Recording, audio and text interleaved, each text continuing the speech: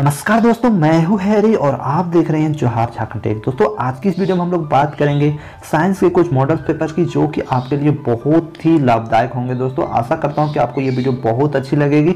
तो चलिए दोस्तों वीडियो की स्टार्ट करते हैं। यहाँ पर हम लोग बात करते हैं पहले क्वेश्चन की। तो पहला क्वेश्चन क्या है दोस्तों, CFC का आविष्कार किसने किया? पहला रूस ने, दूसरा जापान ने, तीसरा अमेरिका ने और चौथा भारत ने। तो दोस्तों मैं आपको बता दूं, CFC मतलब होता है, इसका CFC का फुल फॉर्म होता है क्लोरोफ्लोरोकार्बन। इसका यूज रेफ्रिजरेटर में होता है दोस्तों। तो इसका आविष्कार किसने किया था? तो इसका आविष्कार यहाँ पर 4 देश दिए हैं। पहला है रूस, दूसरा जापान, तीसरा अमेरिका और चौथा भारत। तो इसका सही आंसर हो जाएगा दोस्तों, क्या होगा दोस्तों इसका सही आंसर? इसका सही आंसर हो जाएगा ऑप्शन नंबर सी, अमेरिका ने CFC का आविष्कार किया था। अब चलते हैं दोस्तों हम लोग दूसरे क्वेश्चन में। दूसरा क्वेश्चन क्या है, वन संरक्षण अधिनियम पारित हुआ।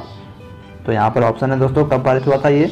1978, 1976, 1980 और 1982। यहाँ पर मैं फिर से ऑप्शन रिपीट कर रहा हूँ, 1978, 1976, 1980 और 1982। तो यहाँ पर मैं बता दूँ दोस्तों, इसका सही आंसर हो जाएगा दोस्तों ऑप्शन नंबर सी, 1980 में वन संरक्षण अधिनियम पारित हुआ था। अब चलते हैं दोस्तों हम लोग तीसरे क्वेश्चन में। राष्ट्रीय पर्यावरण ट्रिब्यूनल एक्ट पारित हुआ। तो ये राष्ट्रीय पर्यावरण ट्रिब्यूनल एक्ट कब पारित हुआ था? 1980, 1988, 1992 और 1995। मैं एक बार फिर से ऑप्शन बोलता हूँ दोस्तों, 1980, 1988, 1992, 1995। तो इसका सही आंसर क्या होगा दोस्तों? इसका सही आंसर हो जाएगा 1995, यानी ऑप्शन नंबर डी इसका सही आंसर है। चलते हैं चौथे नंबर पे। वन्य जीव संरक्षण अधिनियम पारित हुआ। कब पारित हुआ था वन्य जीवन संरक्षण अधिनियम? 1970, 1972, 1975, 1978। तो इसका सही आंसर क्या होगा दोस्तों? इसका सही आंसर होगा ऑप्शन नंबर बी, 1972 में वन्य जीव संरक्षण अधिनियम लागू हुआ था। पांचवा जो क्वेश्चन है, जल प्रदूषण नियंत्रण व निवारण अधिनियम पारित हुआ। कब हुआ दोस्तों ये जल प्रदूषण नियंत्रण निवारण अधिनियम कब पारित हुआ था? 1972, 1974, 1976 एवं 1978। तो इसका सही आंसर हो जाएगा दोस्तों ऑप्शन नंबर बी, 1974। चलते हैं छठे नंबर में। वायु प्रदूषण नियंत्रण एवं निवारण अधिनियम पारित हुआ 1981, 1982, 1987 एवं 1988। तो इसका सही आंसर क्या होगा दोस्तों? इसका सही आंसर यहाँ पर मैं ऑप्शन फिर से बता रहा हूँ, 1981, 1982, 1987 एवं 1988। तो इसका सही आंसर हो जाएगा दोस्तों ऑप्शन नंबर ए, 1981। चलते हैं सातवें में।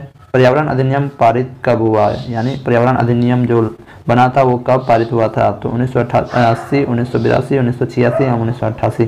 तो इसका सही आंसर क्या होगा दोस्तों? पहला ऑप्शन 1980, 1982, तीसरा 1986, चौथा 1988। तो इसका सही आंसर क्या हो जाएगा दोस्तों? इसका सही आंसर हो जाएगा 1986 ईस्वी, यानी ऑप्शन नंबर सी। आठवां क्वेश्चन, वायुमंडल के किस भाग में ओजोन गैस पाई जाती है? पहला क्षोभ मंडल, दूसरा आयन मंडल, तीसरा समताप मंडल एवं बहिर्मंडल, लास्ट ऑप्शन। तो इसका सही आंसर क्या होगा दोस्तों? पहला क्षोभ मंडल, दूसरा आयन मंडल, तीसरा समताप मंडल और लास्ट ऑप्शन है बहिर्मंडल। तो इसका सही आंसर हो जाएगा दोस्तों ऑप्शन नंबर सी, समताप मंडल। नौवां क्वेश्चन है, जल संरक्षण की महत्वपूर्ण विधि है। जल की उचित वितरण व्यवस्था, अवशिष्ट जल का शोधन, भूमिगत जल का विवेकपूर्ण प्रयोग, उपयोग सभी।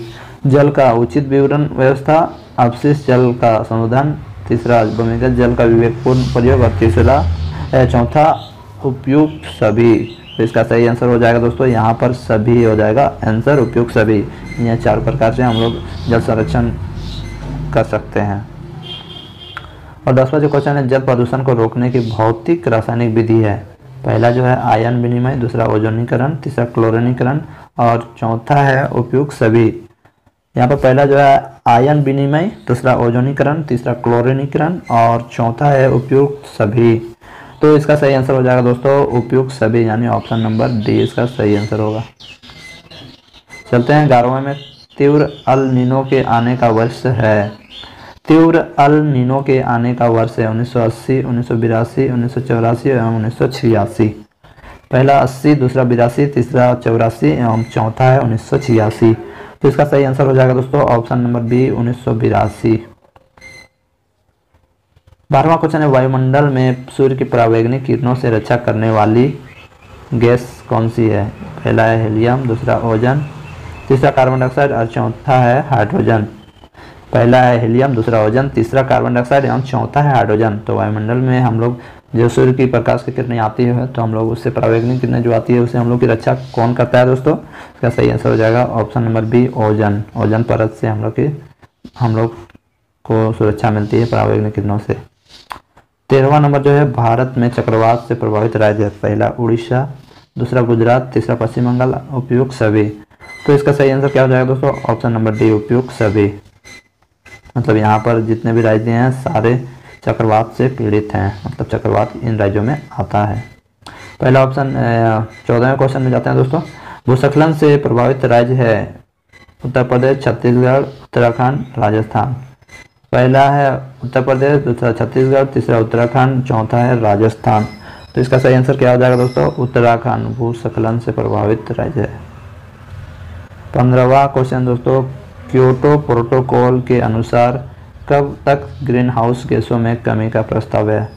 2010, 2012, 2015 और 2020।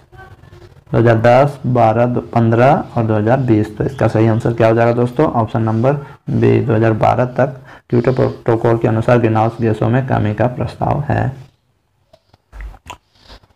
16वां क्वेश्चन, जल संरक्षण का उपाय है। जल के अपव्यय पर रोक, जल प्रदूषण पर रोक, जल के प्राकृतिक स्रोतों का संरक्षण, उपयुक्त सभी। तो इसका सही आंसर क्या होगा दोस्तों? पहला ऑप्शन है जल के अपव्यय पर रोक, दूसरा है जल प्रदूषण पर रोक, तीसरा जल के प्राकृतिक स्रोतों का संरक्षण और डी नंबर उपयुक्त सभी। तो यहाँ पर देखिए दोस्तों, यहाँ पर जितने भी उपाय हैं सभी उपयुक्त हैं, तो यहाँ ऑप्शन नंबर डी इसका सही आंसर होगा। चलते हैं 17वें में। रेडियोधर्मी प्रदूषण से बचाव का तरीका है। संयंत्रों के रखरखाव पर गंभीरता से क्रियान्वयन, दूसरा बमों के निर्माण पर व विस्फोट पर रोक, तीसरा है ऊर्जा के व्यय में कमी और उपयुक्त सभी। तो इसका सही आंसर क्या होगा दोस्तों? इसका सही आंसर हो जाएगा उपयुक्त सभी। 18वें नंबर पर हम लोग जाते हैं। नाभिक के दुर्घटना व रेडियोधर्मिता का दुष्प्रभाव है। पहला ऑप्शन है पृथ्वी के तापमान में 10 से 14 डिग्री की वृद्धि, पौधों में कार्बन के जटिल यौगिकों का निर्माण, शिशु विकलांगता में वृद्धि, चौथा है उपयुक्त सभी। तो इसका सही आंसर क्या होगा दोस्तों? पहला ऑप्शन है पृथ्वी के तापमान में 10 से 14 डिग्री की वृद्धि, दूसरा ऑप्शन है पौधों में कार्बन के जटिल यौगिकों का निर्माण, तीसरा शिशु विकलांगता में वृद्धि और चौथा है उपयुक्त सभी। तो इसका सही आंसर हो जाएगा दोस्तों ऑप्शन नंबर डी यानी उपयुक्त सभी। 19वां क्वेश्चन में हम लोग जाते हैं दोस्तों। वर्तमान में ओजोन सांद्रता की इकाई डॉप्सन है। ऑप्शन है 100, 150, 185, 240। 100, 150, 185, 240। तो इसका क्या हो जाएगा दोस्तों आंसर? 185 यानी ऑप्शन नंबर सी। उसके बाद नीचे जाते हैं दोस्तों, ये भी उसी से रिलेटेड है। डॉप्सन है एक स्थान का नाम, अमेरिकी वैज्ञानिक का नाम, प्रदूषित नदी, ओजोन की सांद्रता की इकाई। एक स्थान का नाम है, अमेरिकी वैज्ञानिक का नाम है, प्रदूषित नदी का नाम है या ओजोन की सांद्रता की इकाई का नाम है। तो इसका सही आंसर हो जाएगा दोस्तों 20 का डी यानी ओजोन की सांद्रता की इकाई को हम लोग डॉप्सन से मापते हैं। 21वां क्वेश्चन है। अंतर्राष्ट्रीय ओजोन दिवस कब मनाया जाता है? 5 अक्टूबर, 16 जुलाई, 20 अगस्त और 16 सितंबर को। पहला ऑप्शन है 5 अक्टूबर, 16 जुलाई, दूसरा ऑप्शन, तीसरा ऑप्शन है 20 अगस्त, चौथा ऑप्शन है 16 सितंबर। तो इसका सही आंसर हो जाएगा दोस्तों ऑप्शन नंबर डी यानी 16 सितंबर को। अब चलते हैं 22वें पे। ओजोन सुरक्षा दिवस प्रतिवर्ष कब मनाया जाता है? पहला ऑप्शन 10 सितंबर, दूसरा 5 अक्टूबर, तीसरा 20 दिसंबर और डी नंबर 12 जुलाई को। पहला ऑप्शन है 10 सितंबर, दूसरा 5 अक्टूबर, तीसरा 20 दिसंबर और चौथा 12 जुलाई को। तो इसका सही आंसर हो जाएगा दोस्तों ऑप्शन नंबर बी यानी 5 अक्टूबर को ओजोन सुरक्षा दिवस मनाया जाता है।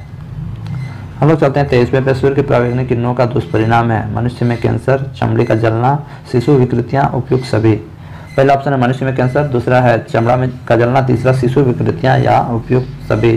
तो इसका सही आंसर हो जाएगा दोस्तों ऑप्शन नंबर डी यानी उपयुक्त सभी। ये इसके दुष्परिणाम है। 24वां क्वेश्चन है। ओजोन परत द्वारा सूर्य के आने वाले यूवी किरणों का कितना भाग अवशोषित कर लिया जाता है? पहला 80%, दूसरा 85%, तीसरा 98% और चौथा 99%। 80, 85, 98 या 99। तो इसका सही आंसर क्या होगा दोस्तों? इसका आंसर होगा, सही आंसर होगा 99%। 25वां क्वेश्चन है। ओजोन O3 का स्वरूप है ऑक्सीजन का, हाइड्रोजन का, हीलियम का, कार्बन डाइऑक्साइड का। ऑक्सीजन का, हाइड्रोजन का, हीलियम का, कार्बन डाइऑक्साइड का। तो यहाँ पर 25 का आंसर हो जाएगा दोस्तों ऑप्शन नंबर ए ऑक्सीजन का। अम्ल वर्षा के दुष्प्रभावों को रोकने का उपाय है। वृक्षारोपण को बढ़ावा देना, प्राकृतिक ईंधन का कम उपयोग करना, उपभोक्तावादी दृष्टिकोण का परिवर्तन, उपयुक्त सभी। पहला वृक्षारोपण का बढ़ावा, प्राकृतिक ईंधन का कम उपयोग, उपभोक्तावादी दृष्टिकोण में परिवर्तन, उपयुक्त सभी। तो इसका सही आंसर क्या होगा दोस्तों? इसका सही आंसर होगा उपयुक्त सभी। अम्लीय जल का प्रभाव है, त्वचा रोग व एलर्जी, मृदा की उर्वरकता में गिरावट, स्टोन कैंसर की समस्या, उपयुक्त सभी। पहला है त्वचा रोग एवं एलर्जी, दूसरा है मृदा की उर्वरकता में गिरावट, तीसरा है स्टोन कैंसर की समस्या, चौथा है उपयुक्त सभी। तो इसका सही आंसर हो जाएगा दोस्तों ऑप्शन नंबर डी, उपयुक्त सही। 28वें क्वेश्चन पे हम लोग जाते हैं दोस्तों। अम्ल सदमा कहलाता है, क्या कहलाता है? अम्ल सदमा। पहला जल के पीएच मान का ऊंचा उठ जाना, जल के पीएच मान का अत्यधिक गिर जाना, जल के पीएच मान स्थिर हो जाना, उपयुक्त सभी। जल का पीएच मान का ऊंचा उठ जाना, जल के पीएच मान का अत्यधिक गिर जाना, जल के पीएच मान स्थिर हो जाना, उपयुक्त सभी। तो इसका सही आंसर हो जाएगा दोस्तों ऑप्शन नंबर डी, जल के पीएच मान का अत्यधिक गिर जाना को हम लोग अम्ल सदमा कहते हैं। 29वां क्वेश्चन है, एसिड रेन का नामकरण किया किसने? रॉबर्ट एंगस स्मिथ ने, रिवेली ने, वर्नाडिकी ने, और चौथा ऑप्शन है एम वडाइंको ने। तो इसका सही आंसर क्या होगा दोस्तों? इसका सही आंसर हो जाएगा ऑप्शन नंबर ए, यानी रॉबर्ट एंगस स्मिथ ने किया। कोयले व पेट्रोलियम ईंधन के दहन से वायुमंडल में होती है SO2, NO2 उपयुक्त सभी। मतलब कोयला को व पेट्रोलियम ईंधन को जब हम लोग दहन करते हैं, जलाते हैं, तो वायुमंडल में क्या उत्पन्न होती है? तो SO2, NO2 और लास्ट ऑप्शन है दोस्तों उपयुक्त सभी। तो इसका सही आंसर हो जाएगा दोस्तों ऑप्शन नंबर डी, यानी जब हम लोग कोई भी पेट्रोलियम ईंधन कोयले को जलाते हैं तो यहाँ पर जितने भी गैसें SO2, NO2 सारी गैसें उत्पन्न होती है, जो कि बहुत ही हानिकारक गैसें हैं। तो दोस्तों इस वीडियो में बस इतना ही। इसका अगला पार्ट मैं जल्द ही लाऊंगा। तब तक के लिए जय हिंद, जय भारत, जय झारखंड।